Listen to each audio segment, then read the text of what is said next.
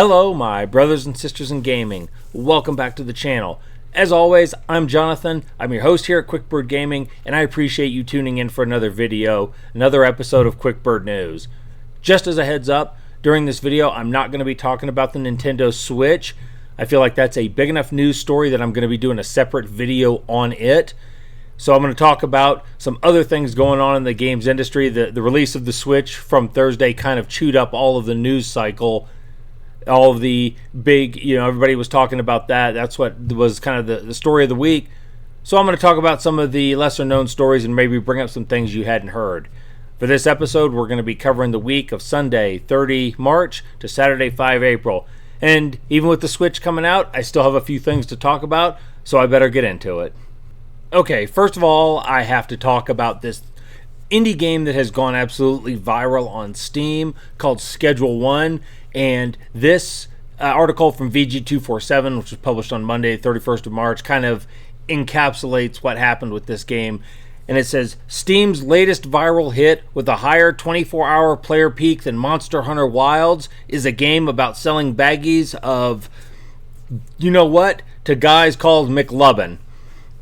So you have this game that essentially, if you want to be a street dealer and run around and sell your product, that's what this game allows you to do. It's in the simulation. This game was designed by one programmer, I believe from Australia, and it has just gone absolutely crazy out there. You can go over to the Steam database as I'm recording this on Sunday morning on April the 6th. And you can see, even at this hour, there's over 200,000, almost 250,000 players. This game has topped out over 400,000. And on the day in reference of the previous article, it was actually ahead of Monster Hunter Wilds in terms of concurrent players. So this game has just absolutely exploded and taken off. And it was topping the Steam best-selling charts earlier this week. For a game that is an indie game programmed by one person, to have this level of response and this level of success is really amazing. Kind of reminds me of what happened with Balatro last year, which was also programmed, I believe, by one person and just had an overwhelming reception. And if you let me sidebar for a second, this is why I don't completely fear for the future of the games industry.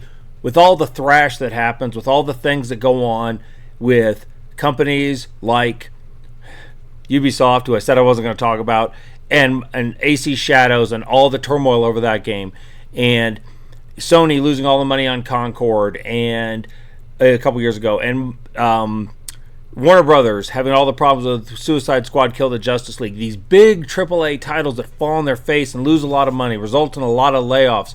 With all of the uncertainty and the instability in the AAA market, with bad games coming and a lot of people losing their jobs, at the same time, you have the indie developers, the small developers, who are stepping into the gap and picking up the mantle, the baton, and they're running with it. And games like Schedule 1 are an example where the graphics are would be considered primitive by today's standards, but the gameplay loop is so addicting that people are loving it. So this kind of success story does give me hope. Not all is completely well, though. And flip over to this article on Insider Gaming, which was published on Friday, 4th of April. Schedule 1 is being investigated for IP copyright infringement claims. Now, the upshot of this, and go ahead and scroll down here. Here's the kind of the important point. Evidence on the investigation surfaced on the website Pop Bezines, I'm unfamiliar with, featuring a document entitled Movie Games Essay Decision to Commence Investigation Against the Creators of Schedule 1 Production for Claims Regarding Infringement of the Issuer's IP. Movie Games Essay has its own series of drug dealing games, Drug Dealer Simulator 1 and 2, while the name is more overt. Okay, the legal document mentions potential infringement, bears the characteristics of unfair competition. They're saying it's too similar, and this article compares it to Nintendo's suit over Pal World, comparing it to Pokemon. Now, I haven't played either of these games yet, so I couldn't speak to similarities, but it is interesting how the player base has responded to this, at least over on Steam, if you go to the Steam page for the dealer simulator, I'm trying to talk around this to avoid YouTube getting upset with me. If you go over to the simulator 1 page and you look, they've been hit with mostly negative reviews in the last 30 days. 30% positive score because people are taking out their frustration on the company doing this. And you can scroll down and you can see Schedule 1 is way better. Your game doesn't deserve to be here. Y'all messed up. Bad. Poorly optimized. Boring greeting company. Schedule 1 was made by one guy 1,000 times better. This is shovelware slop. I'm on Schedule 1 sides here, attempting to sue an indie game dev because their game with a similar idea blows up more than yours is not a valid reason. So, whether or not the developer of Dealer 1 and Dealer 2, Movie Games SA is referenced in the Insider Game article, the publisher I should say, not the developer, whether or not they win their article is kind of immaterial. They are not engendering any goodwill on the behalf of the fans. Did I say win their article? Win their case. They're not generating any goodwill. In fact, this will probably lead to their game being soft blacklisted by the player base as it goes forward. So, it's an up and down situation for Schedule 1. I congratulate them on their success. I wish them well in navigating this lawsuit, and it'll be a developing story, and we'll see what happens in the future. Since I did just happen to mention Monster Hunter Wilds in that previous segment about Schedule 1, I feel like I should point out this article from IGN, also published on Monday the 31st of March. Monster Hunter Wilds breezes past 10 million sold. Capcom explains why it's done so incredibly well. And the second paragraph of this article states, this is a first month sales record for Capcom. No game in the company's history has sold more after a month on sale. It was already the fastest selling game in the company's history. In a note to the press, Capcom explained why it believes it was so successful. It pointed to the introduction of crossplay and day one launch across console and PC. Rocket science. You sell it on more platforms to a wider audience and you make more sales. You have a game that people really like the gameplay. They love the repetition loop of going out and killing the monsters, and you have engaging characters, and your game sells. It's remarkable. Even through all the optimization problems that Monster Hunter Wilds has had on PC, it's still been an incredible success.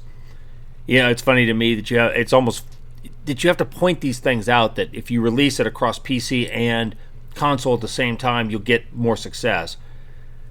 You have to explain this to companies like Sony and Nintendo. Sony, I think, is finally starting to come around. They're finally starting to see the light on this.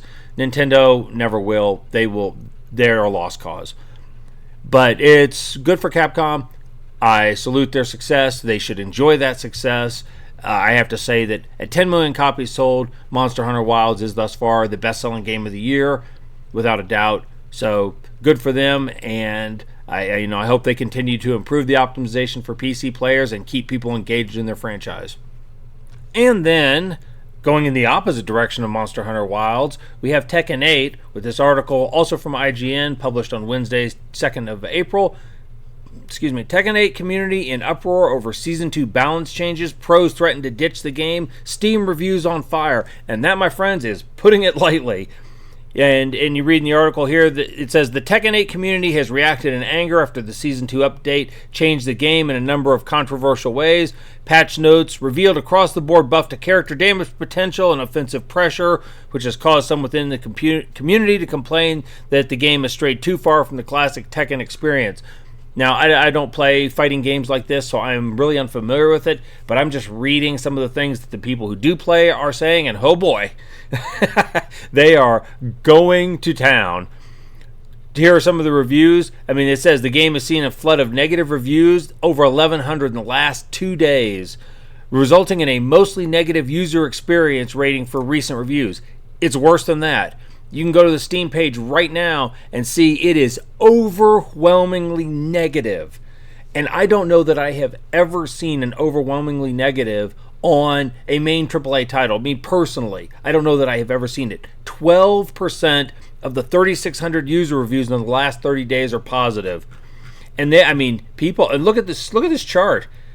This is insanity. And if you start reading this, people are just absolutely roasting this game. Do not play if you want to play a fighting game. Play if you want to play a single game. Developers do not understand the characters. Pistols were suspicious. Soul Calibur blades were not okay. This is not a fighting game anymore. I'm out. This game is officially turned into a mindless anime fight. Game is in one of the worst states it's ever been in. Even the positive reviews. My headless, limbless tumor brother can play this game. Very nice and accessible. Thumbs up, but the sarcasm is overwhelming. And you come back to the IGN article, and you get down here where one person posts on X, I don't know if I'll continue playing Tekken if this patch stays. I'm sorry for doom posting, but I thought I had a chance to be a better game. I'm really just sad, like depressed. I streamed 70 hours of Tekken this past week.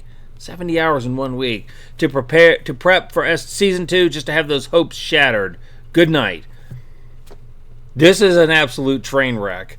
So I don't know what Bandai Namco is thinking or doing to address this, but they better do something because this game is absolutely burning to the ground right now.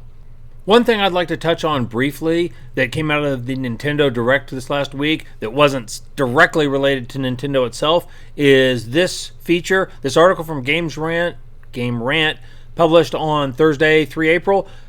Knight Silksong reconfirms release window, announces the Switch 2 version. For those who don't know, Silksong is the long-awaited sequel to the indie game Hollow Knight from the Australian dev team Team Cherry.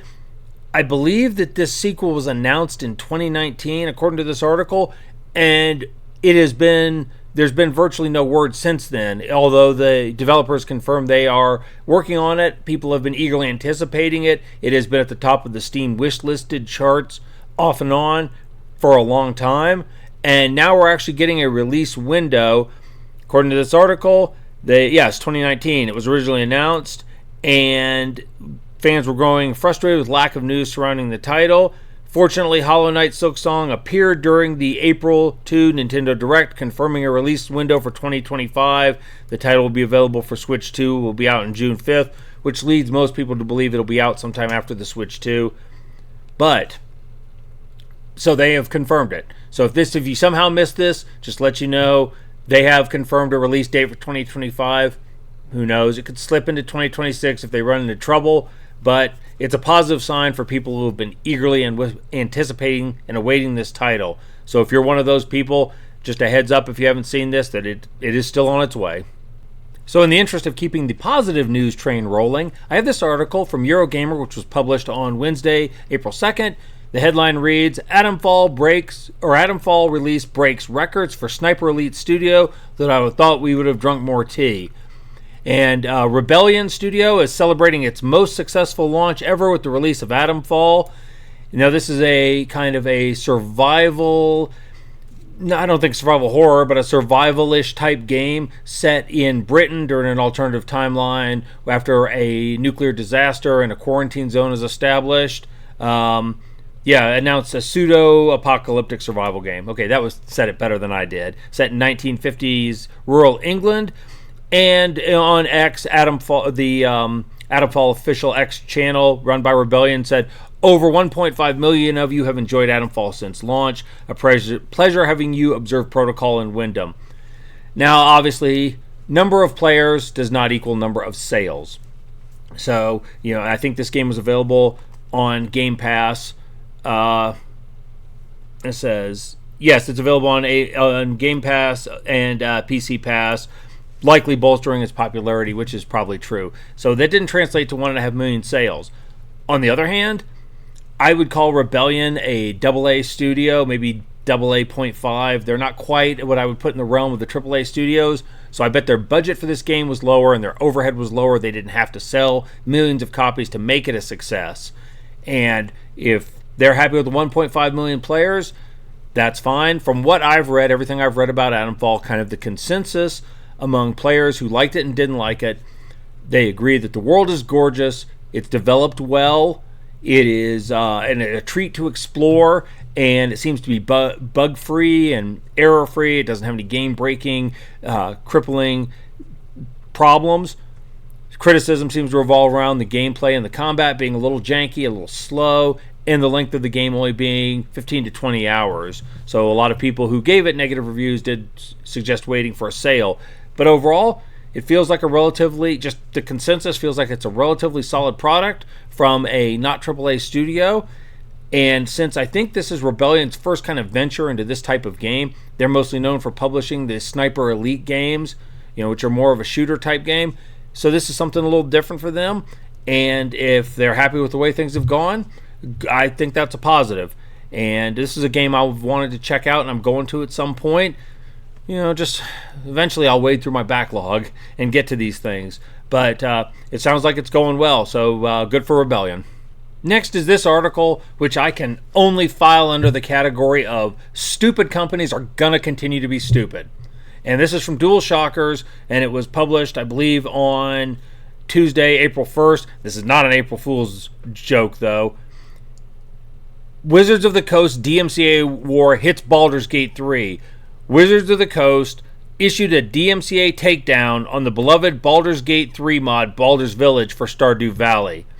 And the first line of this article sums up my feelings about Wizards of the Coast. That they just can't stop stepping on rakes, cartoon style, and hitting themselves in the face. This time, their legal team has taken aim at a beloved Baldur's Gate 3 mod, yanking it from the internet with a DMCA takedown. The mod in question, Baldur's Village, seamlessly blends Larian Studios' RPG into the cozy world of Stardew Valley, so much so that the Larian CEO, Sven Vinke, personally praised this mod. And I mean, you want to talk about absolute retardation. These people are so dumb sometimes. Here, PC Gamer says, Wizards of the Coast scores PR masterstroke. Bullies Baldur's Gate 3 Stardew mod that had Sven Vinke's personal approval off the internet. And Sven Vinke follows up with, free quality fan mods highlighting your characters in other game genres are proof your work resonates and are a unique form of word of mouth. In my humble opinion, they shouldn't be treated like commercial ventures that infringe on your property. This guy gets it. This guy 100% understands. Wizards of the Coast, they don't understand shit. This company has been kicking themselves in the balls repeatedly for years. And this article goes on and lists some of the examples that this happens. It also explains that Baldur's Village lets you romance fan-favorite characters like Astarion and Shadowheart in a Stardew Valley setting. After a year of development, the mod launched to fan acclaim only to vanish from Nexus Mods due to a DMCA takedown. Backlash was immediate, with gamers and modders slamming the decision, saying things like, if you're wondering why nobody trusts WotC anymore, look no further. Nintendo levels of takedown energy but without a single ounce of their goodwill or consistency. Now, according to this, Wizards of the Coast has started to backtrack a little bit, but as far as I know, they have not taken down the strike and they haven't released the mod to go back up. Just another example of corporate idiots being corporate idiots. And I'm glad that at least some of the people in this situation, like Larian Studios, are on the player's side. But uninflicted errors. That's not the word I'm looking for. Unforced errors. They talk about it in games like tennis all the time. That it's your biggest threat. Hitting the ball out of bounds yourself, an unforced error. This is why I offloaded all my Magic cards years ago. I used to play Magic the Gathering. I got rid of my cards years ago because the handwriting was on the wall that Wizards of the Coast didn't know what the hell they were doing, and they prove it repeatedly every day. I hope that the makers of this mod, Wizards, can get this back online so people can enjoy it because, geez, what a cluster. Okay, a few more things to wrap up. First, I'd like to talk about this article from Game Rant, which was published on Wednesday, April 2nd. Monster Train 2 release date revealed. For those of you who are unfamiliar with Monster Train, it is a roguelike deck builder along the lines of Slay the Spire, in that genre made popular by Spire. And people who enjoyed that also tended to enjoy Monster Train, which was a very similar type of card game. And now they're getting a sequel. And that is scheduled to be released on May 21st for PC, PS5, Switch, and Xbox. And this is about 5 years after the launch of the original game. The reception among people who like the roguelike deck builders for Monster Train was good. In fact, there's kind of an ongoing argument about what game people think is better, Slay the Spire or Monster Train. And I've seen maybe it's slightly 60-40%. It seems to be about the number of people who prefer Spire. So Monster Train has earned its spot in the genre. Got a sequel coming out. So if you like those kind of games, good news for you. And there's this article filed under the "Oh Please Please Please" category that was published on Friday, 4 April, from Insider Gaming. New Deus Ex game is being pitched by Eidos Montreal. There's not much to this other than the fact that the publisher has been out there looking, trying to find, or the developer has been trying to find a publisher, an external partner to publish a new Deus Ex game. Now, I don't think there's been a Deus Ex game for over 10 years since, I think it was Mankind Divided, the last one. But it's a good franchise. It has a lot of people who really like it. I think it was a very influential game, especially the original one back in the day. I replayed it recently. Story-wise, it's still fantastic. The gameplay elements don't hold up as well without being modded. But the franchise is very well liked and respected, so a new game in the franchise would be great. There's not much more to this other than the fact that Eidos is actively looking for a partner to publish one. So who knows what can happen in the future. It's just something to keep our eyes on. My third quick item is this article from Video Games Chronicle published on Monday, March 31st. And the headline reads, Final Fantasy IX 25th Anniversary website launches amidst remake rumors. Speculation around an expected Final Fantasy IX remake has persisted for years. Now it says down here, Square Enix has launched a new anniversary website for FF9, has announced new merchandise to celebrate the RPG. The game, which turns 25 this year, and as a side note, I am playing this game right now. It's going to be featured in my How Does It Play Today series, where I look back on games celebrating their 25th anniversary. I am going through Final Fantasy IX right this second, and I expect to have it up in the next couple of months, a video on how it's holding up. So stay tuned. Anyway, back to the article. The game, which turns 25 this year, will receive new action figures and other collectibles based on the game's cast. The figures will be released this summer. Okay, it was originally released in 2000, yada, yada, yada. In 2021, an FF9 remake was one of many unannounced titles listed in a GeForce Now database leak. These included several Square Enix games that would later be officially confirmed, such as the PC version of Final Fantasy VII Remake, a Chrono Cross remaster, and Kingdom Hearts 4. While an FF9 remake has yet to be announced, it's been claimed by multiple sources that one is in development. So if you're a Final Fantasy fan, if you're a Final Fantasy IX fan, this is something to keep your fingers crossed. You never know what's going to happen, and if they are developing a remake or a remaster, you know, it's a good time to be a gamer in a lot of ways.